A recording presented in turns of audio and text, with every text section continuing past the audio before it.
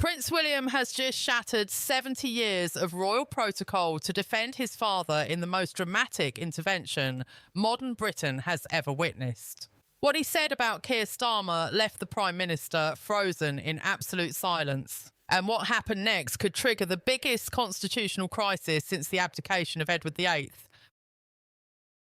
Breaking news, less than 1 hour ago, Prince William walked into Westminster Abbey for what should have been a routine ceremonial appearance.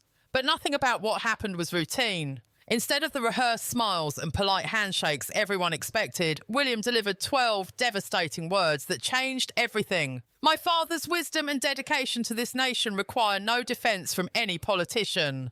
The silence that followed was deafening. Keir Starmer, standing just metres away, looked like he had been struck. His face drained of colour, cabinet ministers beside him shifted uncomfortably, unsure where to look. If you want to see how this constitutional showdown ends, hit that subscribe button right now because what's unfolding could reshape British politics forever. Here's what sparked this explosive confrontation. 3 days ago, leaked WhatsApp messages revealed Starmer's inner circle had been running a coordinated campaign to undermine King Charles. The messages, obtained by senior Conservative sources, showed Labour strategists planning to paint the King as politically biased, out of touch, and a threat to modern democracy. One message from a Downing Street aide was particularly damning. We need to make Charles the villain, old, interfering, unelected. The public needs to see him as the problem, not us. The strategy was clear: destroy the King's reputation to save Labour's collapsing polls. But there's more to this story that makes it even more sinister. According to documents leaked to The Telegraph, Labour's strategy unit had been wargaming this attack on the monarchy for months. They had hired American political consultants, the same firms that worked on aggressive campaigns in the United States, to develop messaging that would erode public support for the Crown. The budget for this operation, over £300,000 of taxpayer money. Think about that.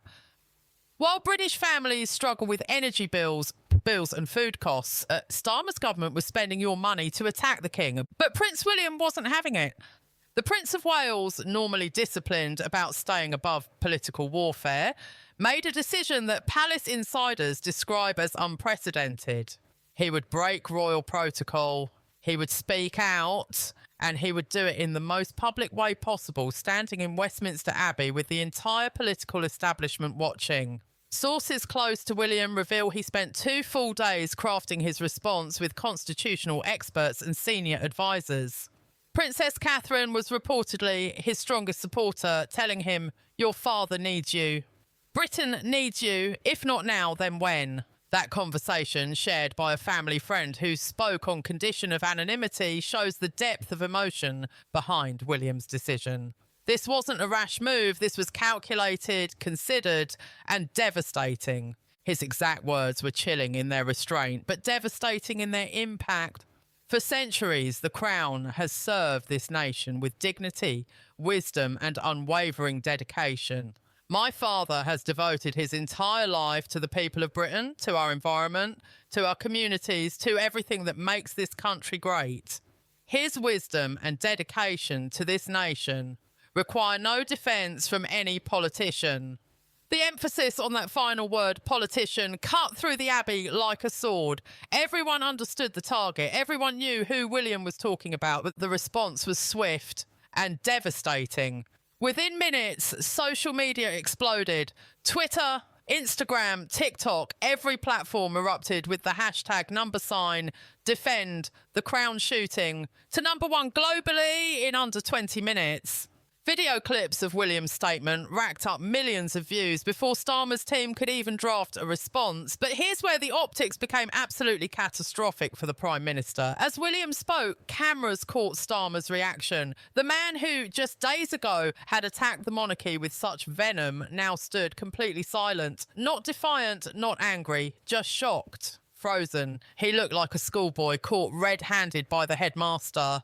Body language experts who analysed the footage noted Starmer's hands trembling slightly, his repeated swallowing, and what one expert called classic signs of someone experiencing acute public humiliation. The contrast was so stark, so visually powerful that even Labour supporters began questioning their leader. Margaret Davies, a 64-year-old retired nurse from Cardiff who had voted Labour her entire life, posted a video that went viral within hours. "I've supported Labour through thick and thin, but watching Keir stand there speechless while a prince defends his father, that's not strength. That's weakness, that's shame." Her video has now been shared over 800,000 times and counting. Meanwhile, the very people Labour claims to champion are being systematically abandoned. British veterans, men and women who served this nation with honour and courage, are sleeping rough on the streets of London tonight. Michael Patterson, a 71-year-old Falklands veteran, was found last week sheltering under Waterloo Bridge in freezing temperatures. His pension, after 40 years of service to the Crown, barely covers his medication. "I fought for this country," he told reporters, with tears streaming down his weathered face. "I watched my friends die for this country, and now I can't even afford a roof over my head." Michael's story is tragically common. Statistics released just yesterday by Veterans UK show that over 6,000 former servicemen and women are currently homeless across Britain. 6,000 heroes with nowhere to go. While Michael sleeps under bridges, Downing Street spent £1.2 million last month on diversity consultants and media strategists. We're talking executive salaries, luxury hotels for government advisors, champagne receptions for Labour donors. One particularly glaring expense revealed in government accounts shows £38,000 spent on strategic communications training for junior ministers, essentially teaching them how to avoid answering questions honestly. The contrast is so obscene, so morally bankrupt, that even traditional Labour newspapers are calling it out. The Daily Mirror, historically Labour's strongest ally, ran a front-page headline yesterday that said it all. "Veterans freezing while Starmer plots against the King." That's not Conservative spin. That's Labour's own supporters turning against them in disgust. Then something unprecedented happened that nobody saw coming. King Charles himself broke his silence, not with anger, not with political theatre, but with something far more powerful: dignity and historical weight. At a private dinner at Buckingham Palace last night, sources confirmed that the King addressed a gathering of Commonwealth leaders with words that will be studied for decades. "The Crown does not engage in political battles," His Majesty stated firmly but calmly. "We serve. We do not rule, but we also do not abandon the principles that have kept this nation stable through centuries of challenge." The full context of that dinner makes Charles's intervention even more significant. Present were the Governor-General of Canada, the Prime Ministers of Australia and New Zealand, and representatives from 15 other Commonwealth nations. By addressing them specifically, Charles was sending a message far beyond Britain's borders. He was reminding the world that the Crown represents something larger than any single politician or government. Palace insiders reveal those words were carefully chosen, reviewed by constitutional lawyers, and designed to send multiple messages simultaneously. To Starmer, "You've crossed a line." To William, "I support your intervention." To the British people, the monarchy remains steady while politicians panic. The optics are absolutely devastating for Labour. Here stands a king who could respond with fury, who has every right to use his considerable influence to strike back, instead choosing the high road. And over there stands a prime minister who attacked first, attacked hardest, and now looks petty, vindictive, and completely outmatched.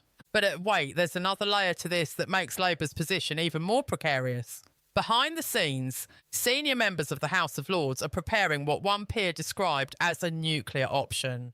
Lord Harrington, a crossbench peer with 40 years of constitutional law experience, has been quietly consulting with legal experts about whether the upper house can formally censure a sitting prime minister for attacking the monarchy. This hasn't been done since 1783. If the Lords proceed, it would be a constitutional earthquake that would make Starmer's position completely untenable. The mere fact that serious legal minds are even discussing this option shows how far Starmer has pushed Britain into uncharted waters. And here's what makes this even more explosive. 3 senior Labour peers have privately indicated they would support such a motion. That's members of Starmer's own party in the Lords willing to publicly rebuke him. The fractures run deeper than anyone imagined. The domino effect has been staggering and relentless. The pound sterling dropped 1.4% in morning trading as international investors worried about British political stability. That's billions wiped from pension funds and savings accounts in hours. Currency traders in the City of London described the mood as panicked, with one senior trader